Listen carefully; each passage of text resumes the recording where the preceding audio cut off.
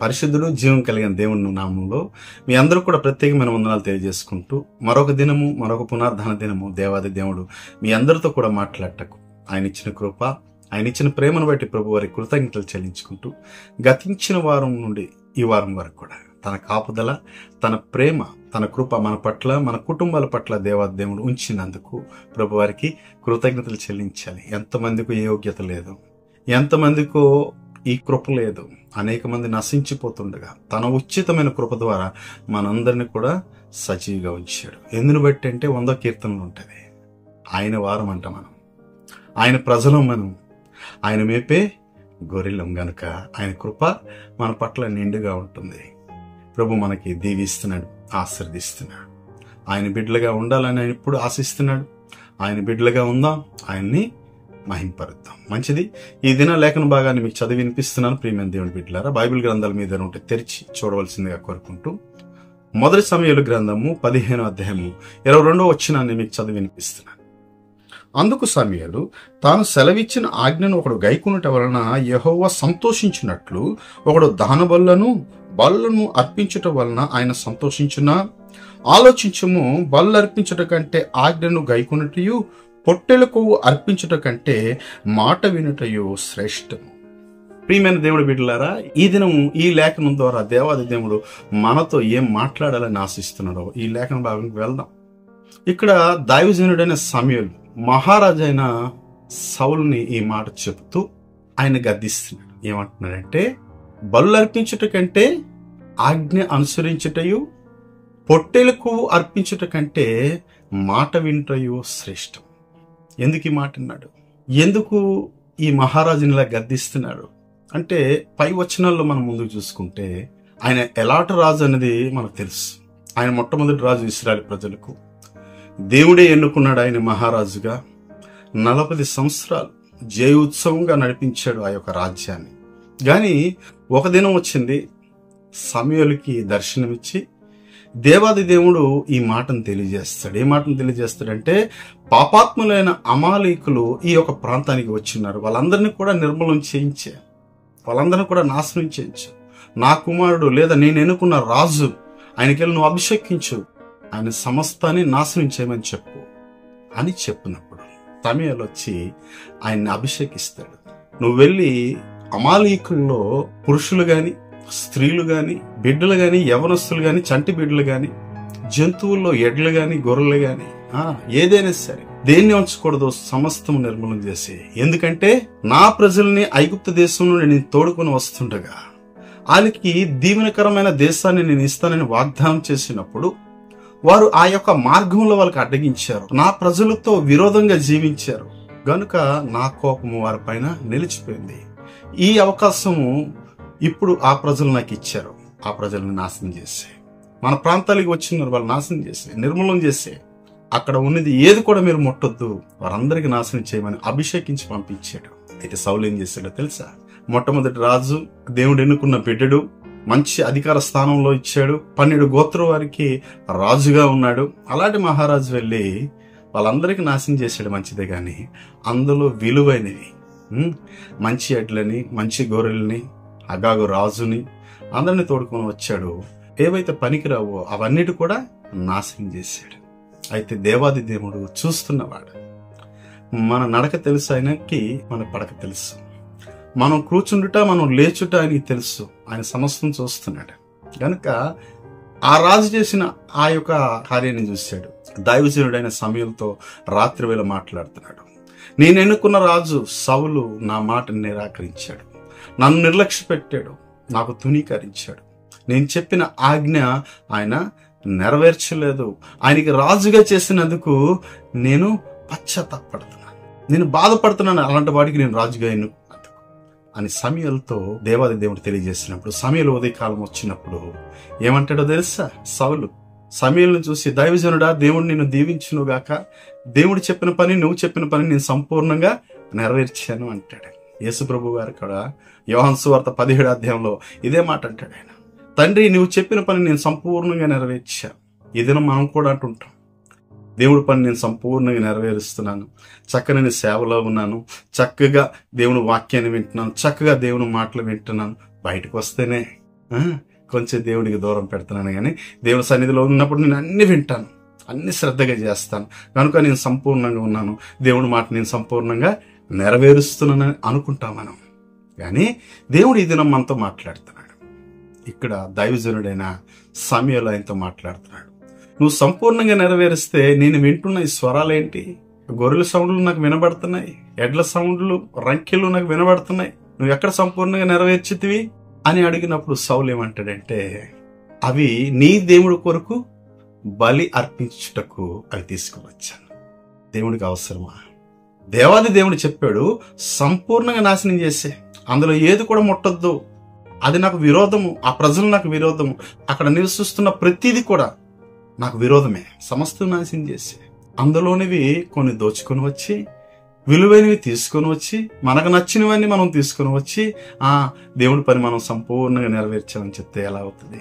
దేవుడు ఎలాగ అంగీకరిస్తాడు? సమూయేలుతో ఇంక అంటున్నాడు, ఇది నీ దేవుడి కోసం, నా దేవుడి కోసం అని చెప్పడం లే, మన దేవుడు అని చెప్పడం లేదు. ఆయన నీ దేవునికి బలి అర్పించుటకు. ఆ దినంలో యెహోషువతో కూడా ఈ మాట అంటాడు, యెరికో శక్తిమైనది, దానిలో ఏది కూడా ముట్టొద్దని యెహోషువతో చెప్పినప్పుడు ఆకాను తప్పుడు పని చేశాడు, దొంగలించాడు, కొన్ని దోచుకున్నాడు, శక్తిమైన దాంట్లో కొంత దోచుకున్నాడు కనుక తనను బట్టి తన ప్రజలు నశించిపోయారు, తన కుటుంబం నశించుకుంది, చివరికి ఆయన కూడా గతించిపోయాడు. అదేవిధంగా ఇక్కడ చూసుకుంటే దేవుడు చెప్పిన మాటని నిరాకరించినందుకు, దేవుని మాట చెప్పింది వినకుండా నేను సంపూర్ణంగా నెరవేర్చుతానని చెప్పి, అంతేకాదు ఇవి ఎక్కడి నుండి వచ్చాయంటే ఏమంటున్నాడు, నీ దేవుడికి బలిని అర్పించుటకు. అందుకే ఇక్కడ ఏమంటాడు, బలిని అర్పించుట కంటే ఆజ్ఞ అనుసరించుటయు, పొట్టేలకు అర్పించుట కంటే మాట వినుటయు శ్రేష్టం. నువ్వు ఇచ్చే ఈ బలి దేవుడికి ఇష్టం లేదు, దేవుడు నీకు ఈ బలిని అంగీకరించడం లేదు. దేవుడు ఎలా బలిని అంగీకరిస్తాడు? నీతిగా ఉండాలి, న్యాయంగా ఉండాలి, నువ్వు ఇచ్చింది హృదయపూర్వకమైనది ఉండాలి, దోపుడిది కాదు, దోచుకున్నది కాదు. నువ్వు దోపుడి మీద ఎగబడితివి, దోచుకుంటివి, నువ్వు దేవుడు చెప్పిన మాట నువ్వు వినలేదు. ఇదను ఈ బలి దేవుడు అంగీకరించాడు.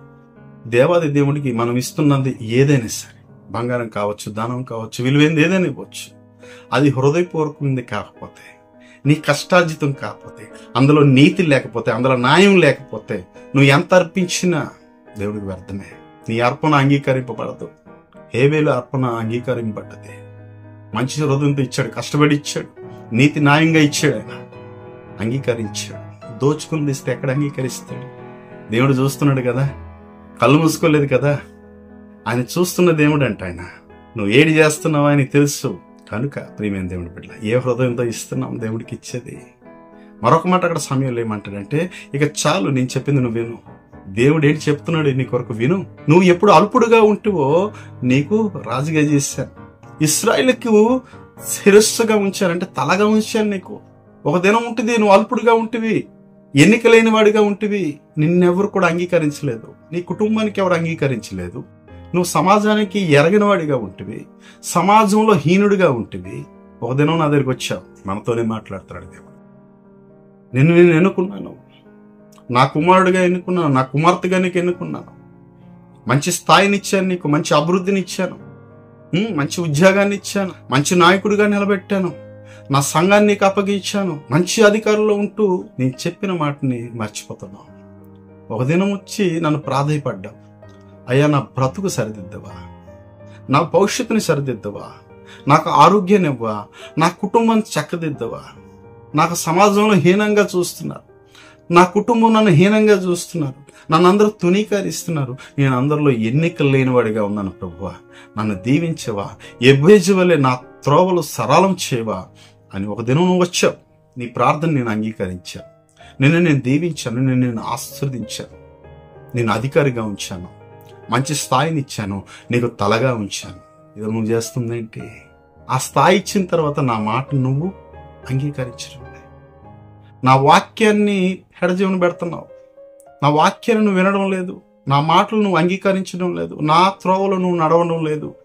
నిన్ను అధికారిగా నించినందుకు, నిన్ను సంఘ అధిపతిగా ఉంచినందుకు, లేదా నీకు ప్రభుత్వ ఉద్యోగాన్ని ఇచ్చినందుకు, నీకు రాజుగా ఉంచినందుకు, నీకు లీడర్గా ఉంచినందుకు, నీకు నాయకుడిగా ఉంచినందుకు నేను ఇద్దరు బాధపడుతున్నాను, సంతాపపడుతున్నాను. ఎందుకు చేశాను నేను వాడికి? నా మాట వినని వాడికి, నా ఆజ్ఞలు గైకొనని వాడికి ఎందుకు నేను ఎన్నుకున్నాను? ఇదేనో మనకి మంచి పొజిషన్ ఇస్తే, మంచి స్థాయిలోకి వస్తే దేవుని పక్కన పెడతాం, దేవుని వాక్యాన్ని పక్కన పెడతాం, దేవుని మాటలను పక్కన పెడతాం, మన పనులు మనం చూసుకుంటాం, మన సొంత కార్యాలు చేసుకుంటాం. మనకి ఎడుదుకు లాభం వస్తుందో, ఎడుదుకు మనం అభివృద్ధి ఇంకా పొందుతాము, అందరికన్నా మనం ధనవంతులు గెలగవుతాము, అన్ని మన సొంత కార్యాలు చేసుకుంటాం. అందుకే పౌలు అంటాడు, మీరందరూ సొంత కార్యాలు చేసుకుంటున్నారు, యేసుక్రీస్తు యొక్క పని ఎవరు కూడా చేయట్లేదు. ఇక్కడ దేవుడు మనతో మాట్లాడుతున్నాడు. అందరూ మీ సొంత కార్యాలు చేసుకుంటున్నారు, మీ సొంత లాభాలు చూసుకుంటున్నారు. కనుక మిమ్మల్ని నేను అధికారులుగా ఉంచినందుకు ఈ దినము నేను బాధపడుతున్నాను. నా మాట మీరు వినడం లేదు, తప్పులు చేస్తున్నారు, నాకు వ్యతిరేకిస్తున్నారు, నాకు వ్యతిరేకమైన పనులు చేస్తున్నారు. ఏది న్యాయమో ఏది నీతో మీరు నడుచుకోవడం లేదు. నేను అధికారిగా నీకు ఉంచానంటే నా ప్రజలను కాపాడటకు, నీకు నాయకుడిగా ఉంచానంటే నా సమాజాన్ని నువ్వు రక్షించుటకు, నీకు ఉన్నతమైన స్థానాన్ని ఇచ్చానంటే నా మాటలు గైకొని అనేక మందికి చెప్పేవాడిగా, సాక్షిగా నీకు ఉంచాలని నేను ఆశించాను. కానీ నువ్వు చేస్తున్న ప్రతి కార్యము నాకు వ్యతిరేకంగా ఉంది. కనుక నీలాంటి వాడికి నేను రాజుగా చేసినందుకు బాధపడుతున్నాను అని దేవాది దేవుడు ఆ దినం మాట్లాడుతున్నాడు. ఈ దినం ఎలా ఉన్నాం, మనం ఏ విధంగా జీవిస్తున్నాం? దేవుడిచ్చిన మనకి ఘనతని, దేవుడిచ్చిన అధికారాన్ని, దేవుడిచ్చిన స్థాయిని ఎరిగి కూడా మనం దేవుణ్ణి నిర్లక్ష్య పెడుతూ దేవుని వాక్యానికి విరోధంగా జీవిస్తున్నాం. సౌలు వలె సౌలు జీవించాడు, దేవునికి ఇష్టం లేని పని చేశాడు, దేవుని చెప్పిన ఆజ్ఞని నెరవేర్చలేదు. ఏమంటున్నాడంటే, నీ దేవునికి బలి అర్పించుటకు ఇవన్నీ తీసుకొని వచ్చాను. దేవుడికి అలాంటి బలి అవసరమా? ప్రియమైన దేవుడు బిడ్డలారా, దేవుడు అలాంటి దాన్ని అంగీకరించడు. దేవుని మాట వినువాడుగా ఉంటే దేవుడు అంగీకరిస్తాడు, సంతోషిస్తాడు, ఆనందిస్తాడు. ఆ విధంగా ఉండాలని దేవుడు ఆశిస్తున్నాడు ఎప్పుడు కూడా. ఇప్పుడు నువ్వు ఎలాగున్నావు? మరొక మాట అంటాడు రాజు, అయ్యా నేను తప్పు చేశాను, నేను పాపం చేశాను ప్రభువా, నాకు బుద్ధి వచ్చింది, నేను అల్పుడుగా ఉంటేనే, నాకు ఏ ఎన్నిక లేదు, నువ్వే రాజుగా నాకు నిలబెట్టావు. గాని ఈ దినం జనులను నేను భయపడి వారికి సంతోష పెట్టాలని, వారికి ఆనందింపజేయాలని నేను అవన్నీ దోచుకొని వచ్చాను. నీ మాటని నిర్లక్ష్య పెట్టాను దైవజనుడా, దేవుని మాటని కూడా నిర్లక్ష్య పెట్టి ఈ దినం పాపం తెచ్చుకున్నాను. ఈ దినం ఎలాగున్నావు? సౌలు పశ్చాత్తాపడుతున్నాడు, సౌలు బాధపడుతున్నాడు. అక్కడ ఏమంటున్నాడంటే, నేను అక్కడ తప్పు చేశాను, పాపం చేశాను, దేవుని మాట నేను అంగీకరించలేదు, దేవుడు చెప్పిన పని నేను సంపూర్ణంగా నెరవేర్చితేనని అనుకున్నాను కానీ నెరవేర్చలేపాను. జనులకు భయపడి దైవజనుడితో నేను అబద్ధం ఆడాను.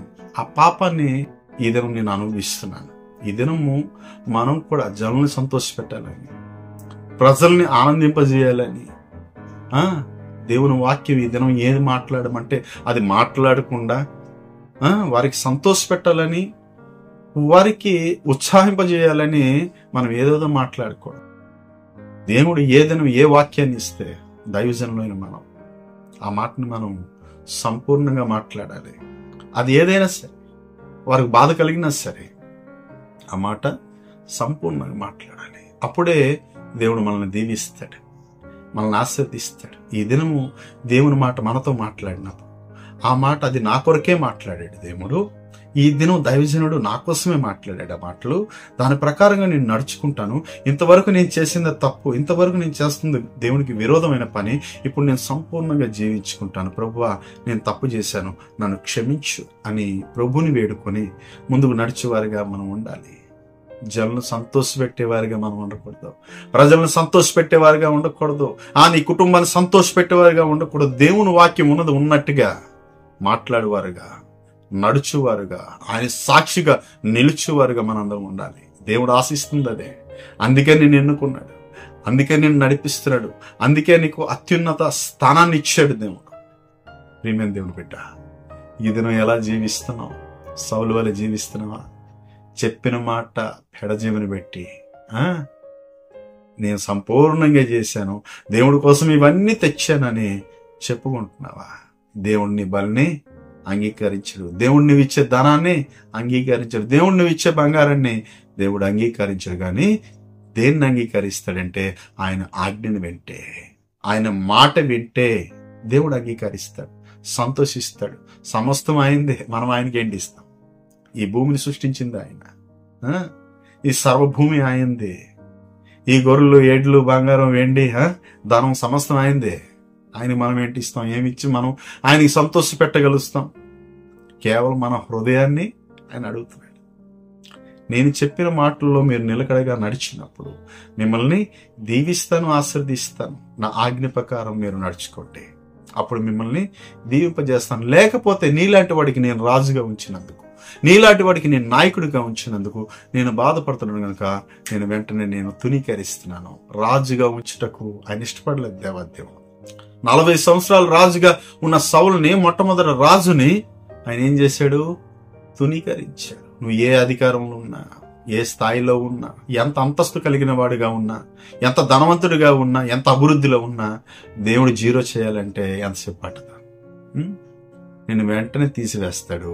నీ స్థానంలో దేవుడు ఇంకోరిని ఎన్నుకుంటాడు. నువ్వు సరైన పని చేయి, నువ్వు సరిగ్గా ఉండపోతే, సరైన రీతిగా జీవించకపోతే, సరైన పని మీరు చేయకపోతే, ఆయన ఇష్టానుసార జీవితంగా మీ ఇష్టానుసారం కాకుండా ఆయన ఇష్టానుసారం జీవితం జీవించకపోతే ఆయన ఏ స్థాయిలో ఉన్నా కూడా మనకి దించేస్తాడు. ఆయన ఇంకోళ్ళకి నిలబెడతాడు. కనుక ప్రియమైన దేవుడు పెట్టారు, మనం ఎప్పుడు నిలిచి ఉండాలి, ఆశీర్వదింపబడాలి, దీవింపబడాలి. మన కుటుంబం దీవింపబడాలి.